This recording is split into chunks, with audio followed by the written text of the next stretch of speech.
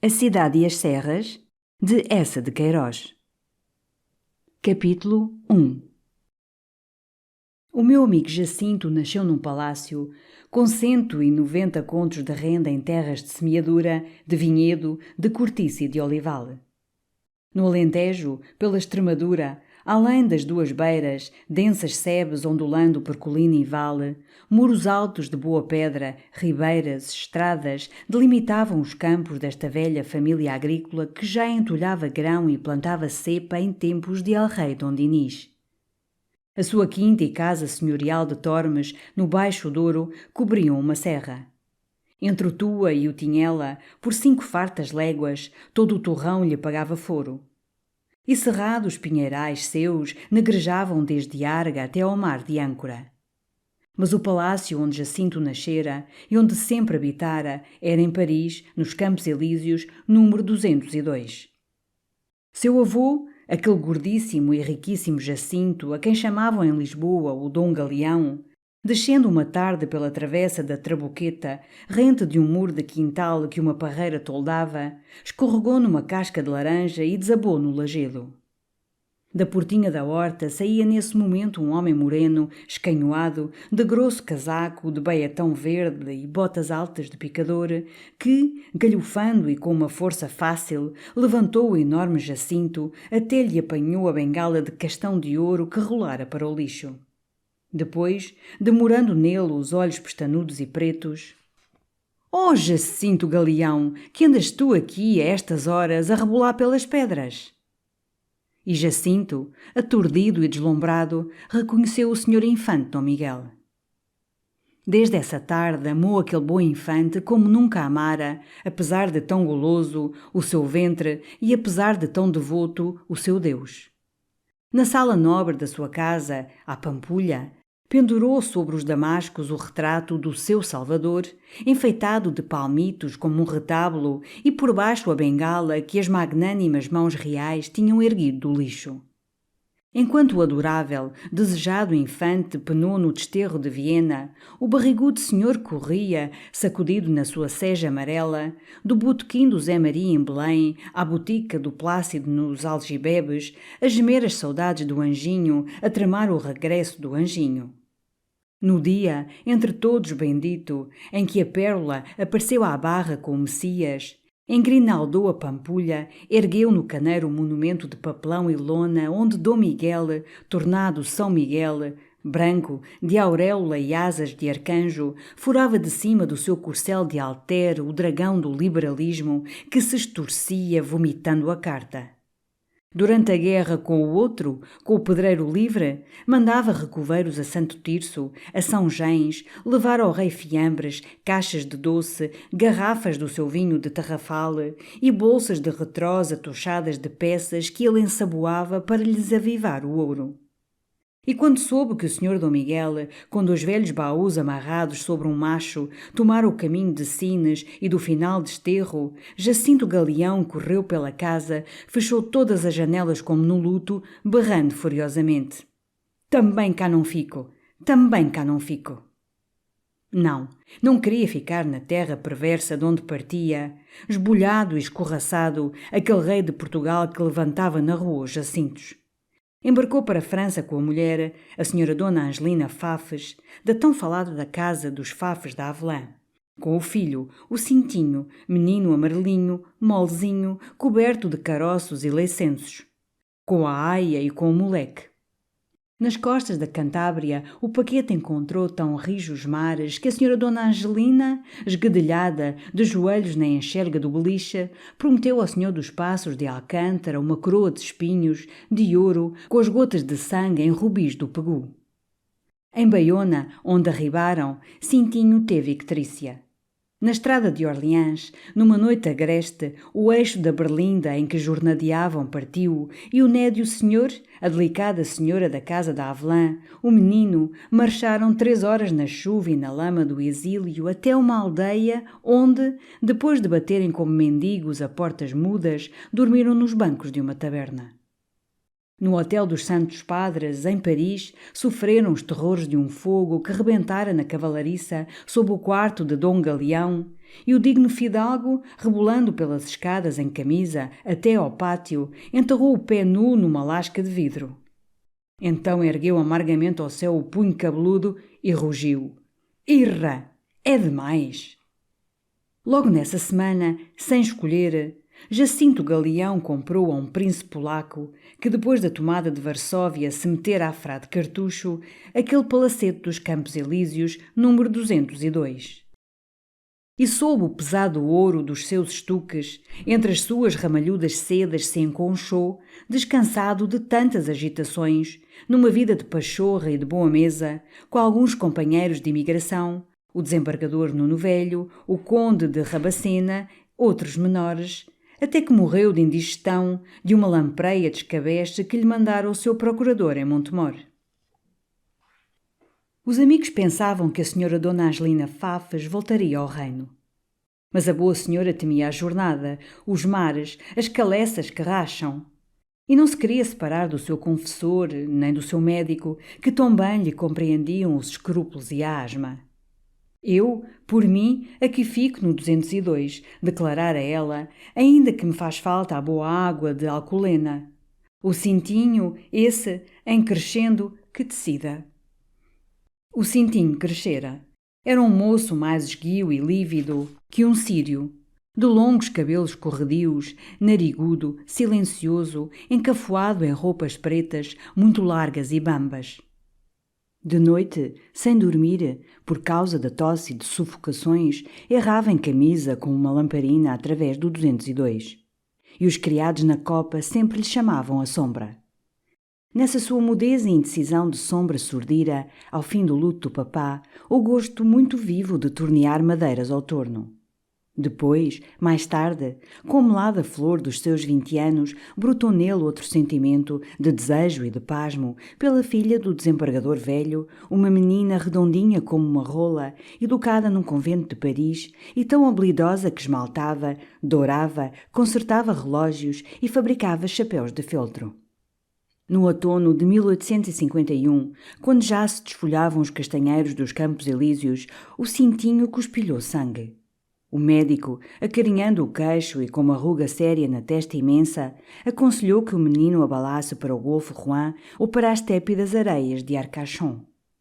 Cintinho, porém, no seu aferro de sombra, não se quis arredar da Teresinha velho, de quem se tornara, através de Paris, a muda, tardonha sombra.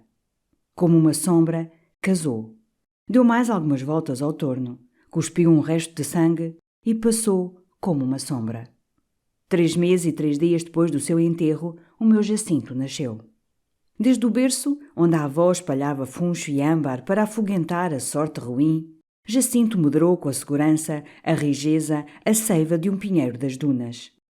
Não teve sarampo e não teve lombrigas. As letras, a tabuada, o latim entraram por ele tão facilmente como o sol por uma vidraça. Entre os camaradas, nos pátios dos colégios, erguendo a sua espada de lata e lançando um brado de comando, foi logo o vencedor, o rei que se adula e a quem se cede a fruta das merendas. Na idade em que se lê Balzac e Musset, nunca atravessou os tormentos da sensibilidade. Nem crepúsculos quentes o retiveram na solidão de uma janela, padecendo de um desejo sem forma e sem nome. Todos os seus amigos, éramos 3, contando com o seu velho escudeiro preto, o Grilo, lhe conservaram sempre amizades puras e certas, sem que jamais a participação do seu luxo as avivasse ou fossem desanimadas pelas evidências do seu egoísmo. Sem coração bastante forte para conceber um amor forte, e contente com esta incapacidade que o libertava, do amor só experimentou o mel, esse mel que o amor reserva aos que o recolhem, à maneira das abelhas, com ligeireza, mobilidade e cantando. Rijo, rico, indiferente ao Estado e ao governo dos homens, nunca lhe conhecemos outra ambição além de compreender bem as ideias gerais.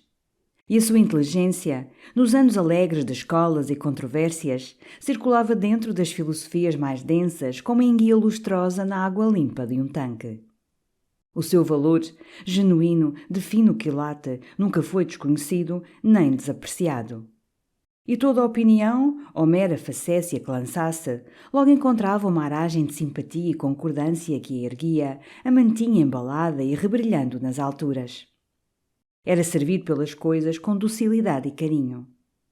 E não recordo que jamais lhe estalasse um botão da camisa, ou que um papel maliciosamente se escondesse dos seus olhos, ou que ante a sua vivacidade e pressa uma gaveta pérfida emperrasse. Quando um dia, rindo com o desquerido riso da fortuna e da sua roda, comprou a um sacristão espanhol um 10º de loteria, logo a fortuna, ligeira e ridente sobre a sua roda, correu num folgor para lhe trazer 400.000 pesetas. E no céu as nuvens, pejadas e lentas, se avistavam Jacinto sem guarda-chuva, retinham com reverência as suas águas até que ele passasse. Ah! O âmbar e o funcho da senhora Dona Angelina tinham escorraçado o seu destino, bem triunfalmente e para sempre, a sorte ruim. A amorável avó, que eu conhecia obesa, com barba, costumava citar um soneto natalício do desembargador Nunes Velho contendo um verso de boa lição. Sabei, senhora, que esta vida é um rio, pois um rio de verão, manso, translúcido, harmoniosamente estendido sobre uma areia macia e alva, por entre arvoredos fragantes e ditosas aldeias, não ofereceria àquele que o descesse num barco de cedro, bem toldado e bem almofadado, com frutas e champanhe a refrescar em gelo, um anjo governando ao leme, outros anjos puxando à sirga, mais segurança e doçura do que a vida oferecia ao meu amigo Jacinto. Por isso nós lhe chamávamos o príncipe da grã ventura.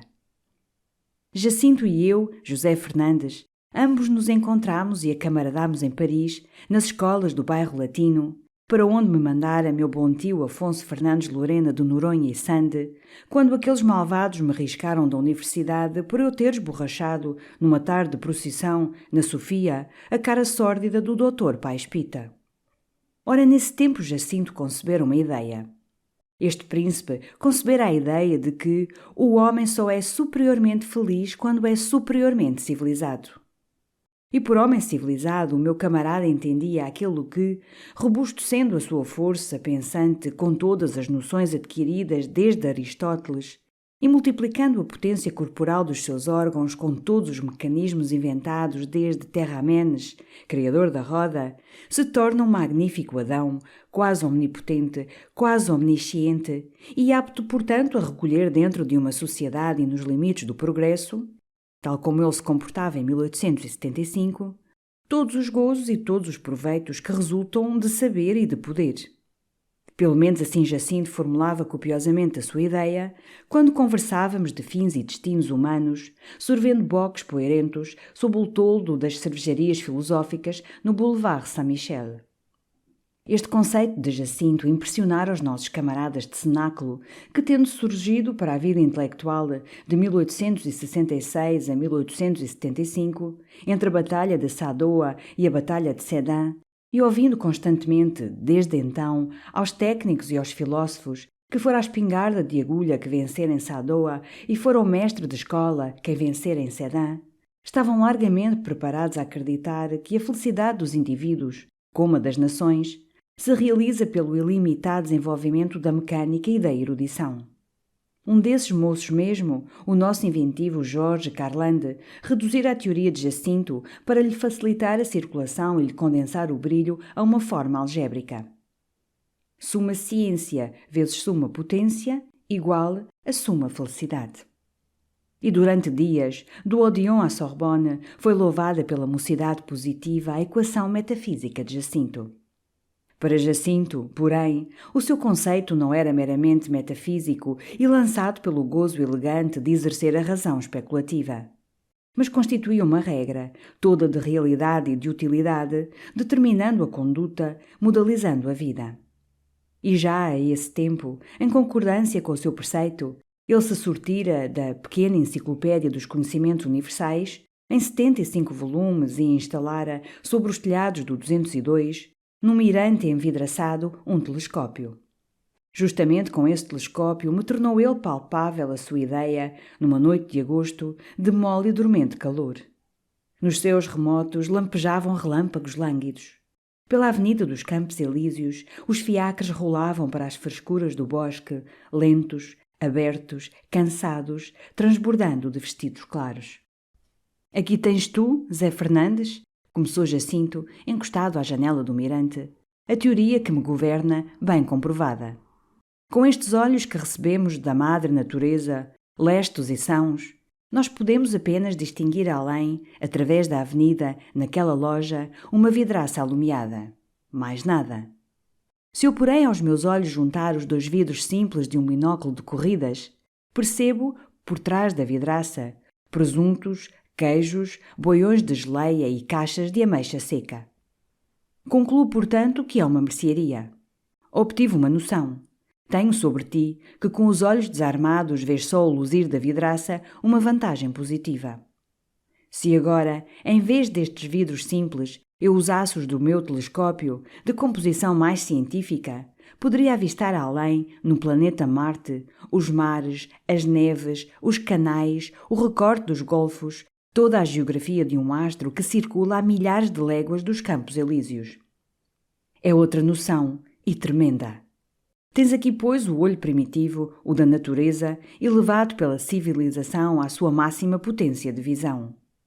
E desde já, pelo lado do olho, portanto, eu, civilizado, sou mais feliz que o incivilizado, porque descubro realidades do universo que ele não suspeita e de que está privado. Aplica esta prova a todos os órgãos e compreendes o meu princípio. Enquanto à inteligência e à felicidade que dela se tira pela incansável acumulação das noções, só te peço que compares Renan e o grilo. Claro, é portanto que nos devemos cercar de civilização nas máximas proporções para gozar nas máximas proporções a vantagem de viver. Agora concordas, Zé Fernandes? Não me parecia irrecusavelmente certo que Renan fosse mais feliz que o grilo. Nem eu percebia que vantagem espiritual ou temporal se colha em distinguir através do espaço manchas num astro ou, através da avenida dos Campos Elíseos, presuntos numa vidraça. Mas concordei, porque sou bom e nunca desalojarei um espírito do conceito onde ele encontra segurança, disciplina e motivo de energia. Desabotoei o colete e, lançando um gesto para o lado do café e das luzes, vamos então beber, nas máximas proporções, brandy and soda com gelo. Por uma conclusão bem natural, a ideia de civilização, para Jacinto, não se separava da imagem de cidade, de uma enorme cidade, com todos os seus vastos órgãos funcionando poderosamente. Nem este meu super-civilizado amigo compreendia que, longe de armazéns servidos por 3.000 caixeiros e de mercados onde se despejam os verguéis e lesírias de 30 províncias, e de bancos em que retina o ouro universal, e de fábricas fumegando com ânsia, inventando com ânsia, e de bibliotecas abarrotadas a estalar com a papelada dos séculos, e de fundas milhas de ruas, cortadas por baixo e por cima, de fios de telégrafos, de fios de telefones, de canos de gases, de canos de fezes, e da fila atroante dos ônibus, tramways, carroças, velocípedes, calhambeques, parelhas de luxo. E de 2 milhões de uma vaga humanidade, fervilhando, a ofegar, através da polícia, na busca dura do pão ou sob a ilusão do gozo, o homem do século XIX pudesse saborear, plenamente, a delícia de viver. Quando Jacinto, no seu quarto 202, com as varandas abertas sobre os lilazes, me desenrolava estas imagens, todo ele crescia, iluminado. Que criação augusta, a da cidade! Só por ela, Zé Fernandes, só por ela pode o homem soberbamente afirmar a sua alma. Oh, Jacinto, e a religião? Pois a religião não prova a alma. Ele encolhia os ombros. A religião? A religião é o desenvolvimento sumptuoso de um instinto rudimentar comum a todos os brutos, o terror. Um cão lambendo a mão do dono, de quem lhe vem o osso ou o chicote, já constitui toscamente um devoto, o consciente devoto, prostrado em rezas ante o Deus que distribui o céu ao inferno. Mas o telefone, o fonógrafo. Aí tens tu, o fonógrafo. Só o fonógrafo, Zé Fernandes, me faz verdadeiramente sentir a minha superioridade de ser pensante e me separa do bicho. Acredita, não há senão a cidade, Zé Fernandes, não há senão a cidade. E depois, acrescentava, só a cidade lhe dava a sensação, tão necessária à vida como o calor, da solidariedade humana. E no 202, quando considerava em redor, nas densas massas do casario de Paris, 2 milhões de seres arquejando na obra da civilização, para manter na natureza o domínio dos Jacintos, Sentiam um sossego, um conchego, só comparáveis ao do peregrino que, ao atravessar o deserto, se ergue no seu dromedário e avista a longa fila da caravana marchando, cheia de lumes e de armas. Eu murmurava, impressionado: caramba! Ao contrário, no campo, entre a inconsciência e a impassibilidade da natureza, ele tremia com o terror da sua fragilidade e da sua solidão. Estava aí como perdido num mundo que lhe não fosse fraternal. Nenhum silvado encolheria os espinhos para que ele passasse. Se gemesse com fome, nenhuma árvore, por mais carregada, lhe estenderia o seu fruto na ponta compassiva de um ramo. Depois, em meio da natureza, ele assistia à súbita e humilhante inutilização de todas as suas faculdades superiores. De que servia, entre plantas e bichos, ser um gênio ou ser um santo? As searas não compreendem as geórgicas. E fora necessário o socorro ansioso de Deus e a inversão de todas as leis naturais e um violento milagre para que o lobo de Agúbio não devorasse São Francisco de Assis, que lhe sorria e lhe estendia os braços e lhe chamava meu irmão lobo. Toda a intelectualidade, nos campos, se esteriliza e só resta a bestialidade. Nesses reinos crassos do vegetal e do animal, duas únicas funções se mantêm vivas, a nutritiva e a procriadora.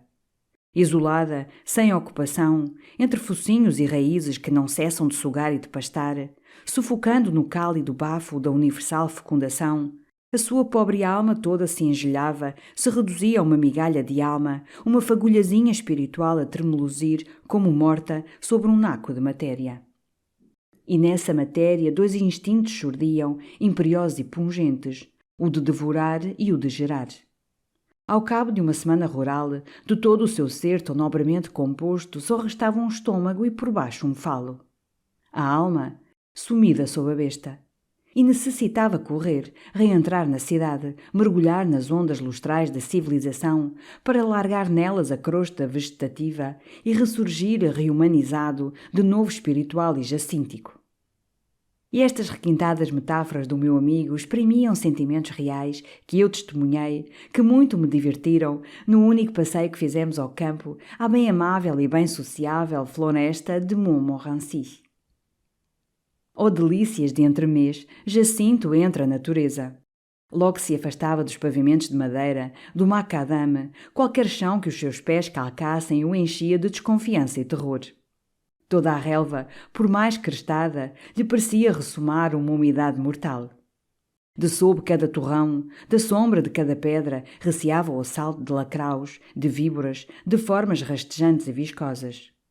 No silêncio do bosque sentia um lúgubre despovoamento do universo. Não tolerava a familiaridade dos galhos que lhe roçassem a manga ou a face. Saltar uma sebe era para ele um ato degradante que o retrogradava ao macaco inicial.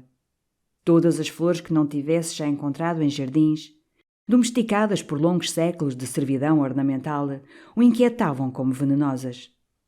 E considerava de uma melancolia funambulesca certos modos e formas do ser inanimado, a pressa esperta e vã dos regatinhos, a careca dos rochedos, todas as construções do arvoredo e o seu resmungar solene e tonto. Depois de uma hora, naquele honesto bosque de Montmorency, o meu pobre amigo abafava, apavorado, experimentando já esse lento minguar e sumir de alma que o tornava como um bicho entre bichos. Só desanuviou quando penetramos no Lagedo e no Gás de Paris, e a nossa vitória quase se despedaçou contra um ônibus retumbante atulhado de cidadãos. Mandou descer pelos boulevards para dissipar, na sua grossa sociabilidade, aquela materialização em que sentia a cabeça pesada e vaga como a de um boi. E reclamou que eu o acompanhasse ao Teatro das Variedades para sacudir, com os estribilhos de Femme à Papa, o rumor importuno que lhe ficara dos melres cantando nos chopos altos. Este delicioso Jacinto fizera então 23 anos e era um soberbo moço em quem reaparecera a força dos velhos jacintos rurais. Só pelo nariz, afilado, com narinas quase transparentes, de uma mobilidade inquieta, como se andasse fariscando perfumes, pertencia às delicadezas do século XIX. O cabelo ainda se conservava, ao modo das eras rudes, crespo e quase lanígero. E o bigode, como o de um celta, caía em fios sedosos que ele necessitava aparar e frisar. Todo o seu fato, as espessas gravatas de cetim escuro que uma pérola prendia, as luvas de anta branca, o verniz das botas, vinham de Londres em caixotes de cedro. E usava sempre ao peito uma flor, não natural, mas composta destramente pela sua ramalheteira com pétalas de flores de semelhantes, cravo, azália, orquídea ou túlipa, fundidas na mesma haste entre uma leve folhagem de funcho. Em 1880, em fevereiro, numa cinzenta e arrepiada manhã de chuva, recebi uma carta de meu bom tio Afonso Fernandes, em que, depois de lamentações sobre os seus 70 anos, os seus males hemorroidais e a pesada gerência dos seus bens, que pedia homem mais novo, com pernas mais rijas, me ordenava que recolhesse à nossa casa de Guiães, no Douro. Encostado ao mármore partido do fogão, onde na véspera a minha Nini deixara um espartilho embrulhado no jornal dos debates, censurei severamente meu tio que assim cortava em botão, antes de desabrochar, a flor do meu saber jurídico. Depois, num posse escrito, ele acrescentava: o tempo aqui está lindo, o que se pode chamar de rosas, e tua santa tia muito se recomenda que anda lá pela cozinha, porque vai hoje em 36 anos que casamos, temos cá o abade e o quintais a jantar, e ela quis fazer uma sopa dourada. Deitando o macho ao lume, pensei como devia estar a sopa dourada da tia Vicência. Há quantos anos não a provava, nem o leitão assado, nem o arroz de forno da nossa casa. Com o tempo assim tão lindo, já as mimosas do nosso pátio vergariam sob os seus grandes cachos amarelos. Um pedaço de céu azul, do azul de Guiães, que outro não há tão lustroso e macio, entrou pelo quarto, alumiou, sobre a poída tristeza do tapete, relvas, ribeirinhos, malmequeres e flores de trevo de que meus olhos andavam aguados. E, por entre as bambinelas de sarja, passou um ar fino e forte e cheiroso de serra e de pinheiral.